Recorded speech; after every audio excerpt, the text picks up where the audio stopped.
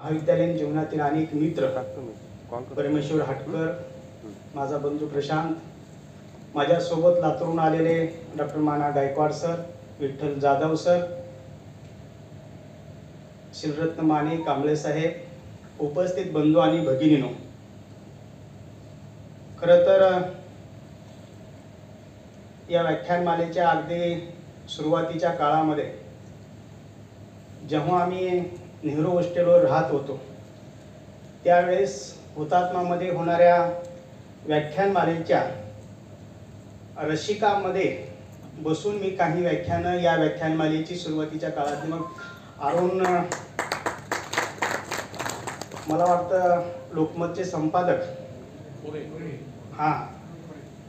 त्यांचं व्याख्यान मी स्वतः ऐकलेलं मला आठवतं. अनेकांची व्याख्यानं मी ऐकलेले आहे. सुकुमार कांबळे सरांचंही व्याख्यान त्याच दरम्यान झालेलं होतं, तेही मी या व्याख्यानमालेच्या माध्यमातून ऐकलेलं होतं. आणि त्याच व्याख्यानमालेचा वक्ता म्हणून आज मी आपल्या समोर उभा आहे. तर मी स्वतःला खूप तर लक्की समजतो, कारण हा योग माझ्या आयुष्यामध्ये आला आणि तो सोलापूर सारख्या एका ऐतिहासिक ठिकाणी हा योग यावा. तर सोलापूर आणि डॉक्टर बाबासाहेब आंबेडकरांचं एक अतूट असं ऋणानुबंधाचं नातं राहिलेलं आहे. बाबासाहेबांची विविध खंडामध्ये विभागलेली 13 व्याख्यानं केवळ आणि केवळ सोलापूरच्या या मातीमध्ये, या जिल्ह्यामध्ये, सोलापूरच्या परिसरामध्ये घडलेले आहेत, त्यांनी बाबासाहेबांनी दिलेले आहेत.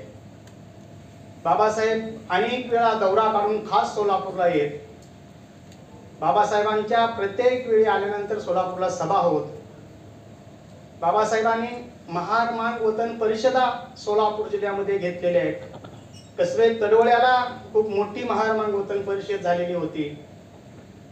एकदा सोलापूरमध्ये ख्रिस्ती समाजाला सुद्धा बाबासाहेबांनी स्वतंत्र असं एक व्याख्यान दिलेलं होतं. सोलापूर नगरपालिकेने त्यावेळेस बाबासाहेबांना मानपत्र देऊन या ठिकाणी सन्मानित केलेलं होतं. खरं तर ती सगळी व्याख्यानं बाबासाहेबांची उपलब्ध आहेत, वेगवेगळ्या खंडामध्ये या ठिकाणी उपलब्ध आहेत. या सगळ्यापेक्षा माझ्या दृष्टीनं मला महत्त्वाचा वाटणारा मुद्दा सोलापूरच्या अनुषंगाने आणि बाबासाहेबांच्या ऋणानुबंधामध्ये खरं तर अधोरेखित करून रेखीव असा ठेवावा असा एक मुद्दा माझ्याजवळ आहे. तो म्हणजे डॉक्टर बाबासाहेब आंबेडकर 1920 ला सार्वजनिक जीवनामध्ये या ठिकाणी प्रवेश करतात आणि 27 जुलै 1924 ला मुंबईच्या दामोदर हॉलमध्ये बहिष्कृत हितकारी सभेची स्थापना करतात.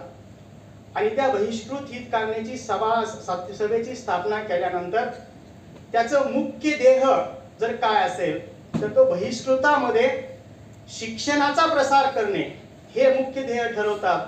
आणि त्यानंतर त्याची सुरुवात कुठून करायची तर त्याची सुरुवात बार्शीला एक वसतिगृह स्थापन करून, त्या वसतिगृह म्हणजे 24 जानेवारी 1925 ला बाबासाहेब बार्शीला एक वसतिगृह स्थापन करतात. आणि सार्वजनिक जीवनाची, सामाजिक आणि शैक्षणिक क्षेत्रातली ही पहिली भेट बाबासाहेबांनी सोलापूर जिल्ह्याला दिलेली आहे. आणि तिथं खरं तर बाबासाहेब म्हणतात की आपल्या शिक्षणामध्ये गुणवत्ता पाहिजे, आपल्या शिक्षणामध्ये दर्जा पाहिजे. बघा, पहिलीच बहिष्कृतासाठी, शिक्षणासाठी या देशातली पहिलीच ही सामाजिक संघटना आहे. त्या संघटनेनं वसतिगृह स्थापन केले आणि सोलापूर नगरपालिकेने 40 रुपये त्या काळामध्ये देणगी देऊन त्या वसतिगृहाचं कौतुक केले.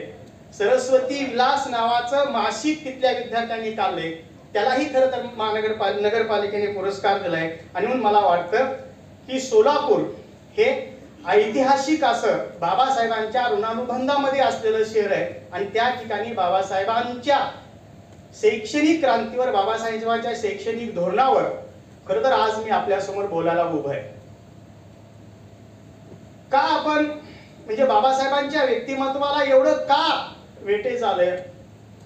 बाबासाहेबांचं व्यक्तिमत्व आपण जर बघितलं तर मुळामध्येच बाबासाहेबांना घरामधून वारसा लक्षात घ्या. बाबासाहेबांना विचारलं गेलं, तुमच्या ह्या एकूण यशाच्या पाठीमागचं गमक काय आहे? तर बाबासाहेबांनी दोनच शब्दामध्ये त्याचं उत्तर दिले, माझ्यावर झालेले शिक्षणाचे संस्कार.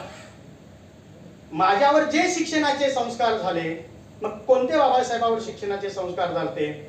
मुळामध्ये बाबासाहेबांच्या घरामधले जे सपकाळ कुटुंब आहे, या कुटुंबातली सगळी मंडळी ही शिक्षणाच्या क्षेत्रामध्ये रमणारी अशी मंडळी होती. बाबासाहेबांचे आजोबा जे मालूजी होते, हे मालूजी ट्रेनिंग म्हणजे लष्करी शाळेमध्ये, सैनिकी शाळेमध्ये नोकरीला होते. आणि या नोकरीला असल्यामुळे खरं तिथला सगळ्यांचा दंडक असा होता की आपण सगळेजण नॉर्मल स्कूलमध्ये शिक्षण घेतलं पाहिजे. तुम्हाला सैनिकी स्कूलमध्ये नोकरी करायची तर तुम्ही शिकलेले पाहिजे. आणि म्हणून स्वतः मालोजींनी आपली तिन्ही मुलं त्या ठिकाणी नॉर्मल इंग्लिश स्कूलमध्ये घातलेली होती. आणि त्याच्यामध्ये रामजी बाबा होते. म्हणजे बघा काळ कोणता आहे. या काळापासून आतापर्यंत जर आपण आंबेडकरी कुटुंब बघितलं तर एकूण शिक्षणाच्या क्षेत्रामध्ये सगळ्यात जास्त लाभार्थी असलेलं शिक्षणाचं आंबेडकरी कुटुंब आहे. कारण त्या काळामध्ये मालोजीच्या नंतर जे रामजी बाबा येतात, रामजी बाबांना इंग्रजी चांगलं येत होतं, रामजी बाबाला गणित चांगलं होतं, रामजी बाबाचा इतिहास हा विषय आवडीचा होता. आणि तुमच्या माहितीसाठी सांगतो, रामजी बाबा हे ज्योतिष शास्त्राचे पंडित होते. इतरांचं भविष्य अचूकपणे सांगण्याची कला रामजी बाबाला अवगत होती. आणि म्हणून रामजी बाबाचे संस्कार, मालोजी बाबाचे संस्कार सकपाळ कुटुंबाचे संस्कार हे बाबासाहेबांवर झाले होते.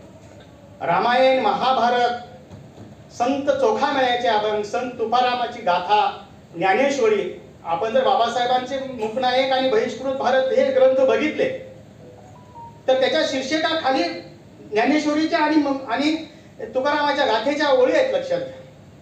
आणि म्हणून हे सगळे संस्कार बाबासाहेबांना त्यांच्या घरातूनच मिळालेले होते. आणि म्हणून बाबासाहेबांनी असं ठरवलं होतं की आपण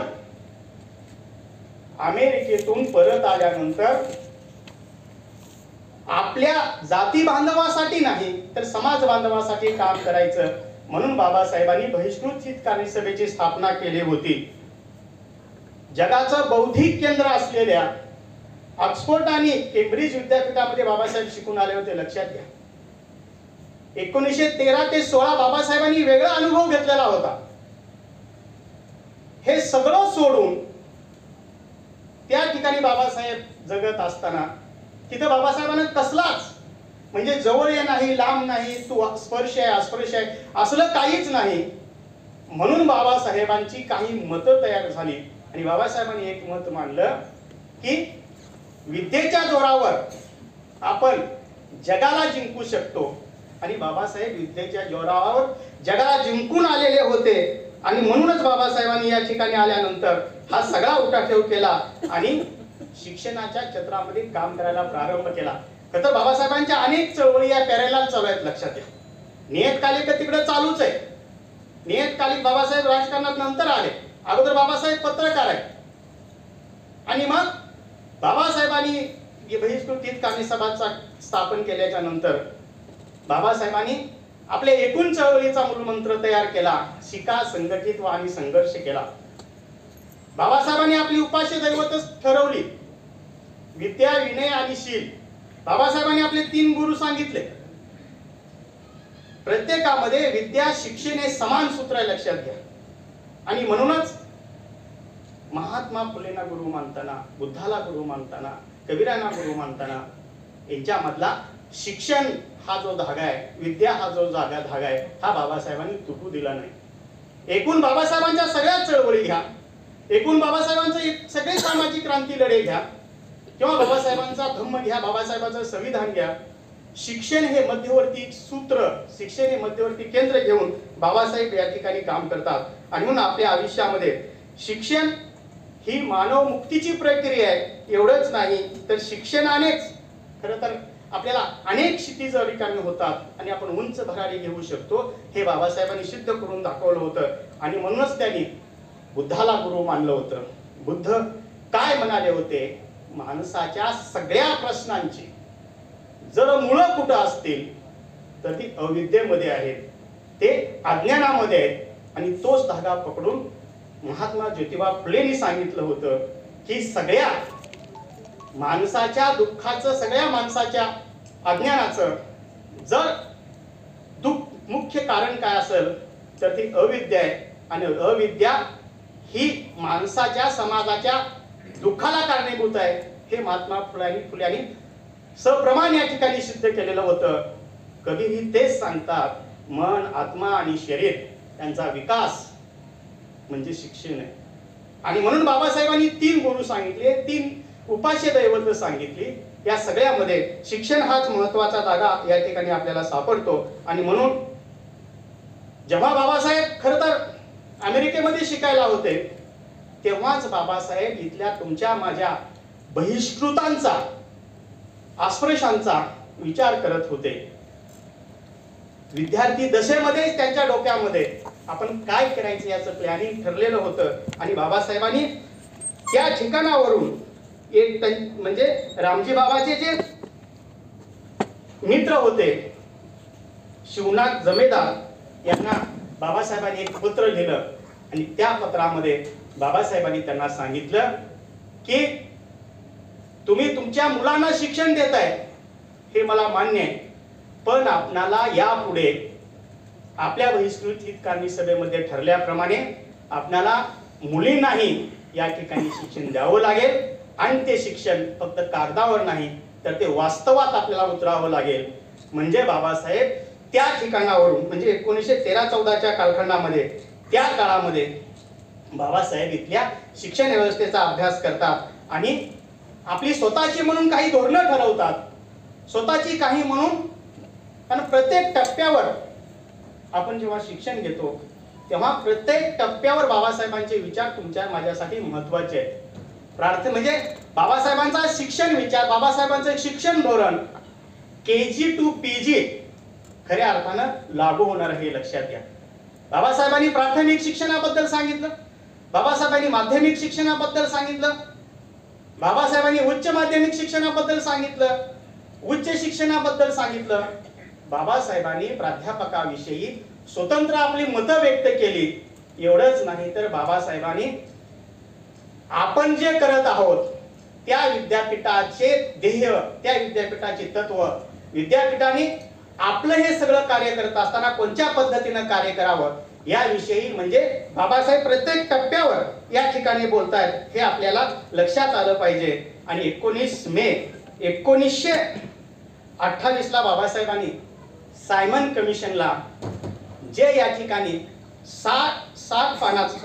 20 पानाचा जो छपील असा दस्तऐवज दाखल केला, त्याच्यामध्ये बाबासाहेबांनी 5 मागण्या अगदी सुरुवातीला मागितल्या आहेत. आणि त्यामध्ये बाबासाहेब म्हणतात की प्राथमिक शिक्षण हे सक्तीचं करा. बघा आजही अजून आपल्याला यामध्ये मनाने त्याची प्रगती झालेली दिसत नाही. स्कूल बोर्डाच्या हातातून शिक्षण खाते काढून घ्या. बाबासाहेब म्हणतात अस्पृश्यांमध्ये शिक्षणाचा प्रसार होण्यासाठी शिष्यवृत्त्या द्या, विद्यार्थी वसतिगृह चालू ठेवण्यासाठी मदत करा आणि सरकारी नोकऱ्यामध्ये मागासवर्गीयांना, अस्पृश्यांना जागा उपलब्ध करून द्या. सायमन कमिशनला बाबासाहेब 1928 ला असं सांगतात. आणि प्राथमिक शिक्षणावर बाबासाहेब त्या ठिकाणी किती जोर लावतात बघा. कारण प्राथमिक शिक्षण हे राष्ट्र उभारणीच्या कामापर्यंत बाबासाहेबांनी जोडलेलं आहे. प्राथमिक शिक्षण हा देश उभारणीच्या पायामध्ये अत्यंत महत्वाची भूमिका बजावणारा घटक आहे असं बाबासाहेब म्हणतात. नुसत्या बाराखड्या पाठ करणे आणि उजळण्या पाठ करणे म्हणजे शिक्षण नव्हे. माणसाची मन सुसंस्कारित करणारी जी प्रक्रिया आहे त्या प्रक्रियेला बाबासाहेब शिक्षण असं म्हणतात, लक्षात घ्या. आणि म्हणून बाबासाहेबांचा शिक्षण विचार हा सर्वांगीण विकासाचा पाया बाबासाहेब प्राथमिक शिक्षणामध्ये बघतात. आणि म्हणून प्राथमिक शिक्षण सक्तीचं आणि मोफत करण्याची करण्यासाठी बाबासाहेब खतर मागणी करतात. हे सगळं खऱ्या अर्थानं मूक नायक मध्ये अगदी विस्तारानं बाबासाहेबांनी सांगितले. खरं तर त्याही वेळी बाबासाहेबांना विरोध करण्यात आला. त्यावेळी बाबासाहेबांच्या विरोधामध्ये अनेक, खरं तर बाबासाहेब आणि संघर्ष, बाबासाहेब आणि विरोध हे समीकरण प्रत्येक ठिकाणी जागोजागी वेळोवेळी ठरलेलं आहे. लक्षात घ्या. केसरी त्यावेळेस चालू होतं, हरिजन त्यावेळेस चालू होतं. केसरीनं सांगितलं की अगोदर शाळा सुधारा आणि मग शिक्षण सक्तीचं करा. बाबासाहेबांच्या मागणीला विरोध केला. शाळेच्या इमारती बांधा, शाळेच्या बाजूनी बाग बगीचे करा, शाळेमध्ये सुख सुविधा द्या. बाबासाहेबांनी मुलं आणि मुलींना एकत्र शिक्षण देण्याची मागणी केली. हरिजन मधून आलं, केसरी मधून आलं की फक्त मुलांना आधी शिक्षण द्या, ते यशस्वी झालं तर मुलींचा विचार करू, अशी या ठिकाणी त्या चर्चा झाली. आणि म्हणून अगोदर या ठिकाणी मुलांना शिकू द्या असं सांगितलं. परंतु खरं त्यावेळेस ही चंदावरकरांची, नारायण चंदावरकरांची एक कमिटी चांगली नेमलेली होती. बाबासाहेबांनी खूप वेळा त्याच्यानंतर असं सांगितलं की चंदावरकरांची जर कमिटीचे जर शिफारशी मान्य केल्या असत्या तर आज आपल्याला ही शिक्षणामध्ये झालेली जी परिस्थिती आहे ही आपल्याला आली नसती, असे बाबासाहेब म्हणतात. आणि म्हणून बाबासाहेबांनी प्राथमिक शिक्षणाला महत्त्व दिलं. माध्यमिक शिक्षणाच्या संदर्भात बाबासाहेबांनी मूलगामी विचार या ठिकाणी मांडले आहेत. लक्षात घ्या. बाबासाहेब स्पष्ट म्हणतात, राजकारणाकडे ज्या बारकाईने आम्ही लक्ष देतो त्या बारकाईनं माध्यमिक शिक्षणाकडे आपण लक्ष दिलं गेलं पाहिजे. कारण इथूनच खऱ्या अर्थानं प्राथमिक मध्ये प्रवेशित झालेले विद्यार्थी माध्यमिक मध्ये किती आलेत आणि तिथून पुढे गेलेत याचा आपल्याला आलेख सापडतो. बाबासाहेब म्हणतात, जर या देशामध्ये 1,00,000 विद्यार्थी प्राथमिक शाळेमध्ये प्रवेशित झाले असतील तर केवळ 18 विद्यार्थी हे त्याच्यामध्ये बहिष्कृतांचे आहेत. किती म्हणजे शिक्षणाबाबतची त्यावेळची खरं ही स्थिती आज नाही. लक्षात घ्या. आजच्या परिस्थितीकडे मी पुढे येणार. जर माध्यमिक मध्ये अशी स्थिती असेल तर तिथे 1,14,000 अशी संख्या आहे आणि विद्यापीठी आणि उच्च शिक्षणामध्ये 1,00,000 0 अशी या ठिकाणी संख्या आहे. अर्थात ही संख्या त्यावेळची आहे आणि म्हणून ही तफावत बाबासाहेब या ठिकाणी आपल्या पुढे उभं करतात. उच्च शिक्षणावर बाबासाहेबांचा प्रचंड कटाक्ष. लक्षात घ्या. या देशातील कोणतीही जर आपल्याला उच्च पदस्थ नोकरी घ्यायची असेल, उच्च पदस्थ स्थान आपल्याला घ्यायचं असेल तर त्याची अट आहे आपण उच्च शिक्षित पाहिजे. हे बाबासाहेबांनी सांगितलं. लक्षात घ्या. आणि बाबासाहेब म्हणतात, उच्च शिक्षण ज्याच्याकडे आहे तो या देशामध्ये कसलंही संकट आलं तरी तो संकट पेलायला समर्थ असतो. कारण त्याच्याकडे दर्जा असतो, त्याच्याकडे गुणवत्ता असते. आणि म्हणून बाबासाहेब म्हणतात की आमच्या विद्यार्थ्यांनी विज्ञान आणि तंत्रज्ञानामध्ये प्रवेश घेतला पाहिजे. विज्ञान आणि तंत्रज्ञानामध्ये आमचे विद्यार्थी पुढे आले पाहिजेत. आणि म्हणून सरकारला सांगतात, तुम्ही शिष्यवृत्त्या द्या. ज्याच्याकडे कुवत नाही तो बाहेर पडेल.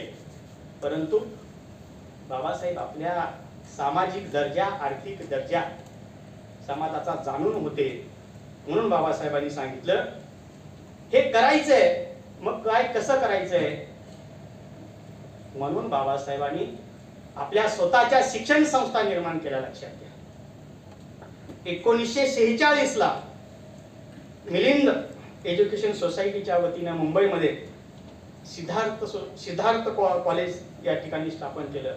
1950 ला औरंगाबाद मध्ये मिलिंद महाविद्यालय स्थापन केलं आणि त्या ठिकाणी तांत्रिक, भौतिक, वैज्ञानिक, विज्ञान या शिक्षणाची आणि त्याच्यामध्ये मुलींना शिक्षणाचा अग्रक्रम देणारे बाबासाहेब या ठिकाणी आपल्याला बघायला मिळतात. आपण फक्त सांगत असतो, परंतु सांगताना आम्ही काय करतो, आपण काय करतो.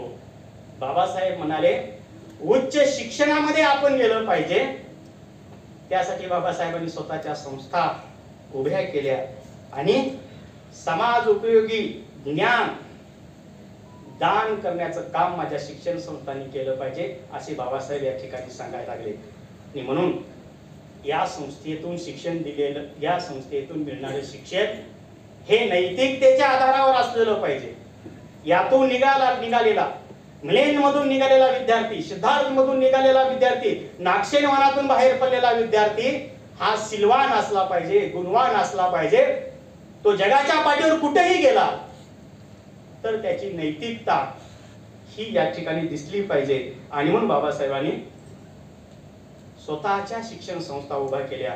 विद्यापीठाच्या शिक्षणाच्या बद्दल बाबासाहेब खूप म्हणजे जागरूक होते. लक्षात घ्या, बाबासाहेब 3 वर्ष लॉ कॉलेजचे प्राचार्य होते. 3 वर्षामध्ये बाबासाहेबांनी जास्तीत जास्त वेळ जर कशासाठी दिला असेल तर लॉ कॉलेजच्या ग्रंथालयासाठी दिला होता. लक्षात घ्या, बाबासाहेब प्राध्यापक होते. बाबासाहेब लॉ कॉलेजचे प्राचार्य असताना जास्तीत जास्त वेळ बाबासाहेबांनी ग्रंथालयासाठी दिला. आणि बाबासाहेबांनी स्वतःची काही मतं या ठिकाणी तयार केली.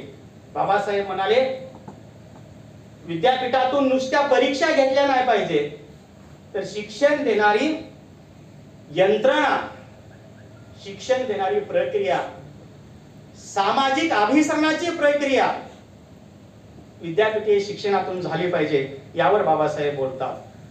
तरुणांनी पारंपरिक व्यवसायामध्ये न अडकता उच्च शिक्षण घेऊन उच्च पदस्थ व्यवसाय करावा. लवकर लग्न करून एखाद्या बारीक गोष्टीमध्ये खरं तर मी जाणार नाही, अगदी खालच्या स्तरापासून बाबासाहेबांनी तुमच्या माझ्यासाठी विचार केलेला आहे.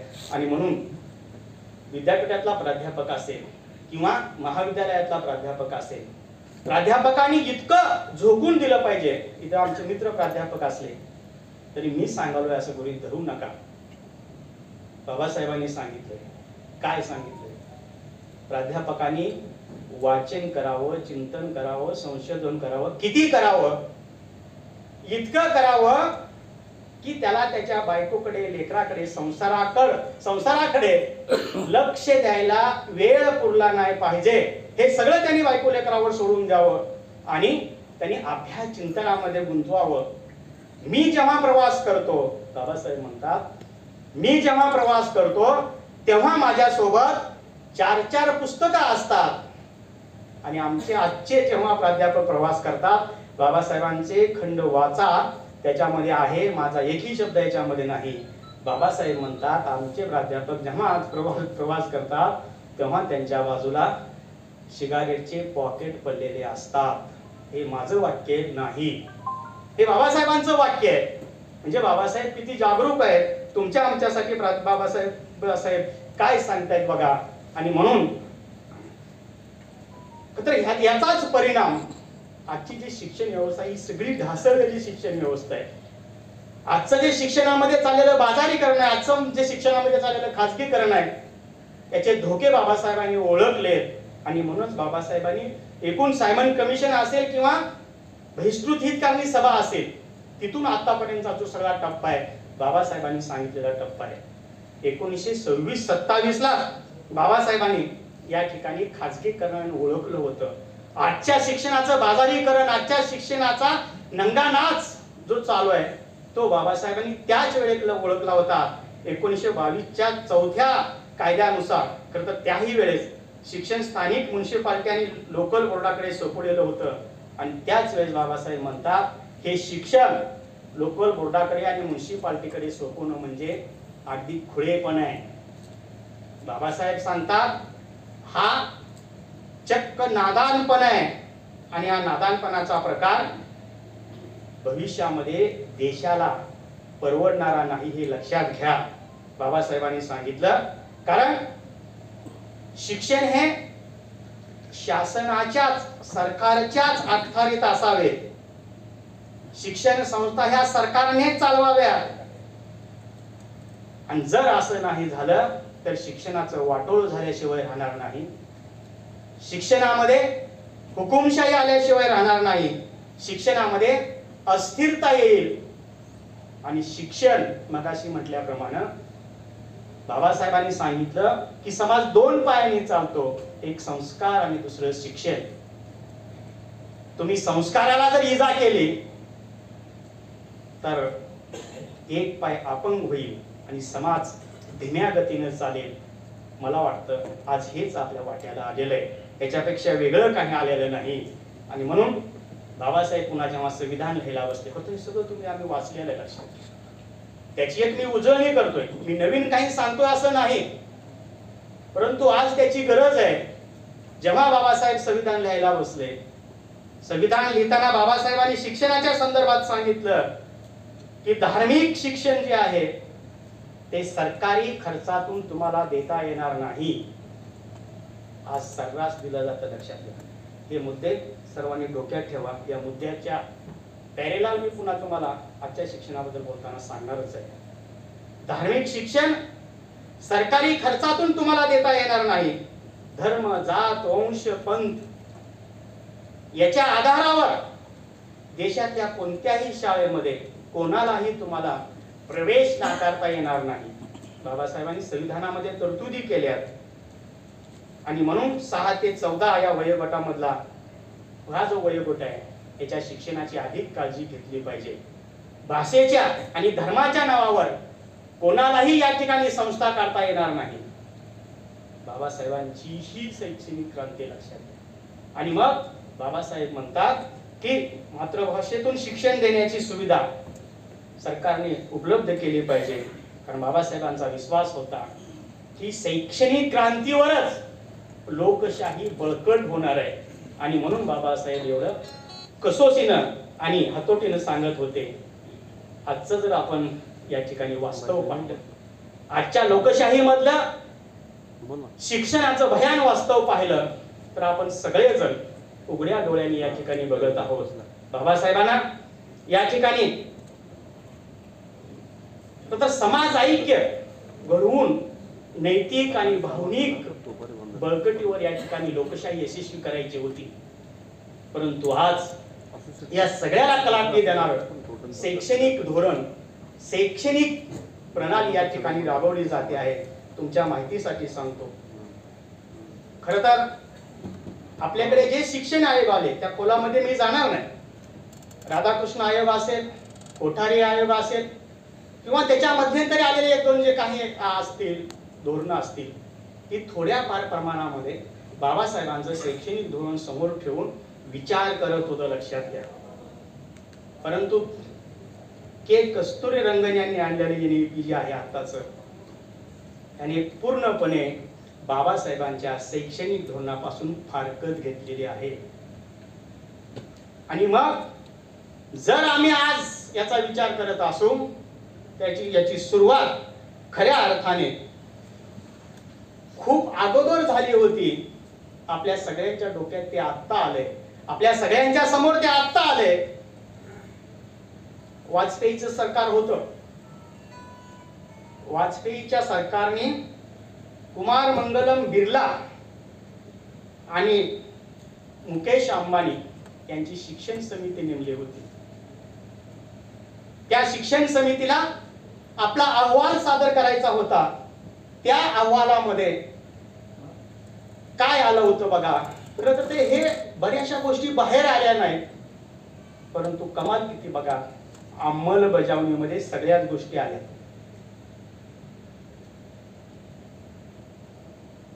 अंबानी आणि बिर्ला या कमिटीने सांगितलं शिक्षण हे बाजारमुख झालं पाहिजे. ते बाजारमुख असावे. विद्यापीठाची अनुदाने बंद करून खाजगीकरणाला चालना द्यावी. विद्यापीठ अनुदान आयोगाची अनुदान देणारी यंत्रणा ही जी भूमिका आहे, ही भूमिका संपुष्टात आणावी. अभ्यासक्रम निवडीचे स्वातंत्र्य हे प्रत्येक संस्थेला द्यावे. हे अंबानी आणि बिर्ला कमिटीने दिलेली शिफारस आहे. शिक्षणात परकीय गुंतवणुकीला प्राधान्य द्यावे. विद्यार्थी चळवळी बंद कराव्यात. केवळ 6% विद्यार्थ्यांना विज्ञान, तंत्रज्ञान आणि वाणिज्य शाखेमध्ये प्रवेश द्यावा. आणि त्या 6% मध्ये जास्तीत जास्त विद्यार्थी हे व्यापाऱ्यांचे असले पाहिजेत आणि उरलेल्या 94% विद्यार्थ्यांना कला शाखेमध्ये प्रवेश द्यावा. त्यांना धर्माचं रक्षण करणाऱ्या किंवा धर्माचे बाजू करणाऱ्या आध्यात्मिक शिक्षण द्यावं.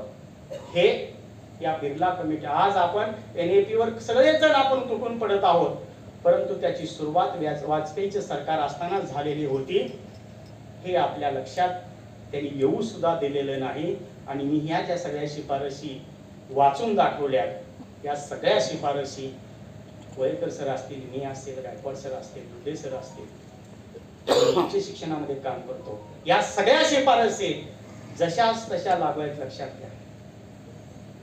आम्हाला जेव्हा बाबासाहेब आंबेडकरांच्या जयंतीला स्कॉलरशिप येत नव्हती, तेव्हा दारा सरांना अडवून आम्ही स्कॉलरशिप पंजाब बँकेमध्ये कॉलेजला काय लावली होती. आज मला सांगा, एक तरी विद्यार्थी संघटना आहे का अप्रत्यक्षरित्या बहुजन समाजाच्या शिक्षणाचा काटा काढण्याची सुरुवात वाजपेयी सरकारपासून झाली आणि त्याचं लोण आज पूर्ण देशामध्ये पसरलंय. बाबासाहेबांच्या शैक्षणिक धोरणाच्या विरोधातली ही जी चौकट आहे, संविधानाची चौकट आहे, ही चौकट आता खिळखिळी करण्याचा प्रयत्न या देशामध्ये चालू आहे. बाबासाहेबांनी एक सूत्रात नंतर शिक्षण क्रांती बांधली होती. शिक्षण क्रांती बाबासाहेबांची आता चाच पडत आहे. खरं हा धोक्याचा इशारा आहे. आणि म्हणून मानवी अस्तित्व मूल्यहीन करणारी ही सगळी व्यवस्था आपल्याला आज डोळ्यासमोर दिसत आहे. तुमच्या माझ्या अभिव्यक्ती स्वातंत्र्याचा मृत्यू एका हाकेच्या अंतरावर आलेला लक्षात. हे समाजातलं शिक्षणातलं वास्तव. तर मला खूप काही सांगायचंय आणि म्हणून माणसाचं जे माणूसपण आहे, समाजाचं जे समाजपण आहे, राष्ट्राचं राष्ट्रपण आहे, हे आता जन्मालाच येणार नाही. ठीक आहे, अशी परिस्थिती निर्माण झाली. त्याच्या पुढचं तुम्हाला सांगतो, या सरकारमध्ये मुरली मनोहर जोशी नावाचे एक मंत्री होते. त्यांनी NCERT ला एक अहवाल दिला सर. त्याच्यामध्ये काही कलम टाकली. तर मी सगळे वाचून दाखवतो तुम्हाला, कलम तशा तशी यावी म्हणून. त्याच्यामध्ये काही कलम टाकलीत. ती कलम अशी आहेत बघा. बाबासाहेबांनी सांगितलं होतं, सरकारी पैशामधून धार्मिक शिक्षण देता येणार नाही. मुरली मनोहर जोशीनं एक कलम असं टाकलं, भारतास आध्यात्मिक देश बनवण्यासाठी शिक्षण क्षेत्रानं प्रयत्नशील असावे. तिसऱ्या इयत्तेपासून संस्कृत ही भाषा सक्तीची करावी. फल ज्योतिष हा जो विषय आहे तो विद्यापीठ स्तरापर्यंत शिकविला जावा. वैदिक गणित आणि वेदांची प्राथमिक शिक्षणापासून, प्राथमिक शाळेपासून सुरुवात करावी. आणि म्हणून तेव्हाही आणि आताही त्याला कुणीही विरोध केला नाही. हे सर्रास या देशामध्ये चालू आहे. आणि म्हणून माणसं चालतात, माणसं बोलतात, परंतु माणसं जगण्यासाठी आज भीत आहेत, हे लक्षात घ्या. आणि त्याचं कारण आहे आपलं शिक्षण, शिक्षणाचं आज चाललेलं वास्तव.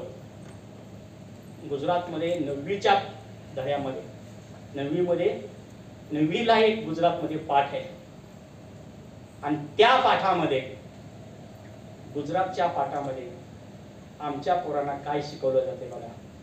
हेडगेवार हे भारतीय स्वातंत्र्याचे सर्वोच्च नेते आहेत.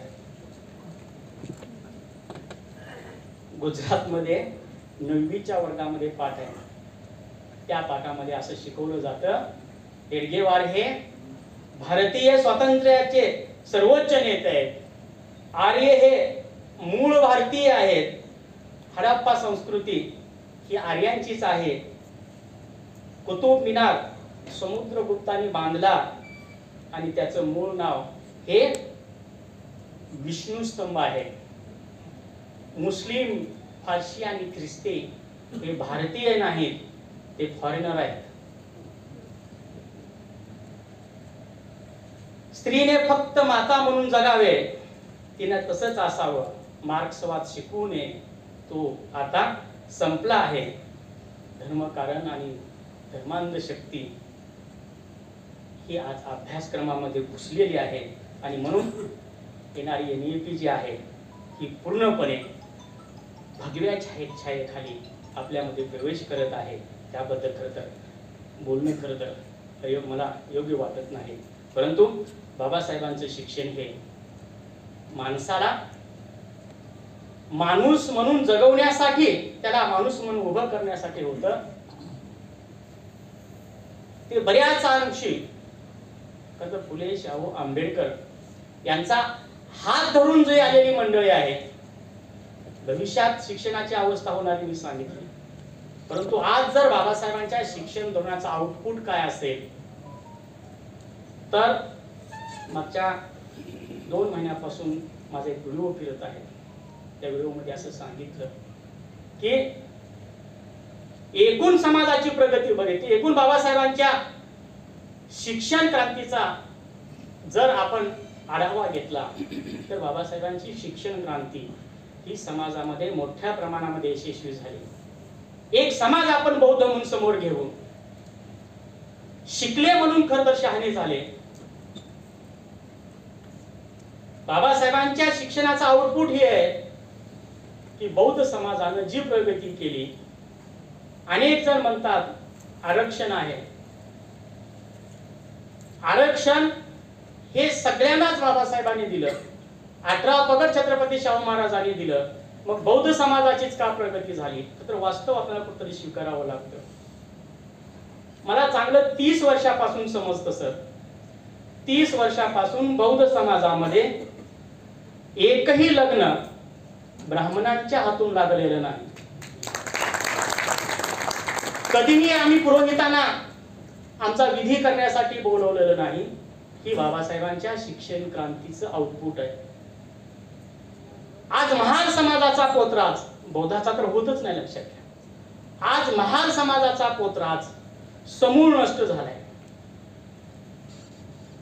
अंगात येणारी बाई, ज्या घरामध्ये पोरग शिकलंय त्या घरातलं पोरग आता आपल्या आईला, आपल्या मावशीला जोगवा मागवासाठी पाठवत नाही. लक्षात घ्या. त्यांनी दुर्ड्या जाळून टाकल्या.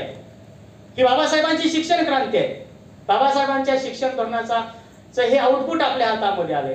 अंगात येणारी बाई नाही, जोगवा मागणारी बाई नाही. कुठंतरी कंदुऱ्या करण्याचं हळदीच्या दिवशी चालू आहे. तेही खरं तर कमी होईल. आणि म्हणून मला असं वाटतं की आमची प्रगती आरक्षणामुळे नाही तर आमची प्रगती ही धम्मामुळे आहे.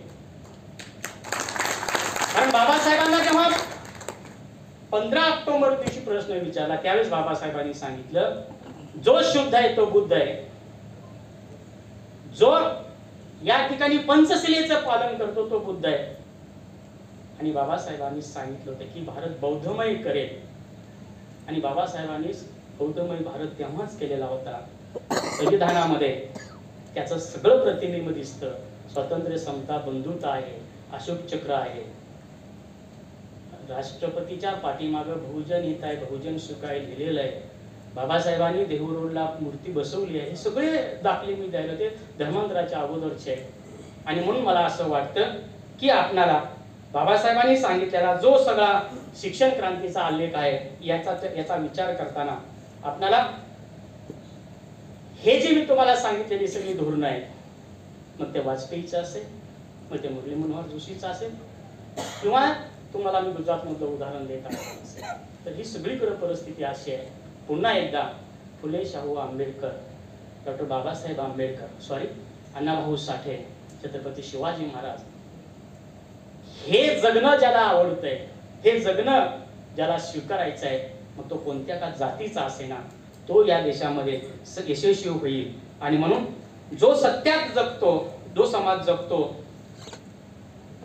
जो हा विचार समाज जगतो, तो समाज कालचा राहत नाही, तो समाज आजचा होतो. आणि आजचा जो समाज आहे तो समाज कुणाचाच गुलाम नसतो.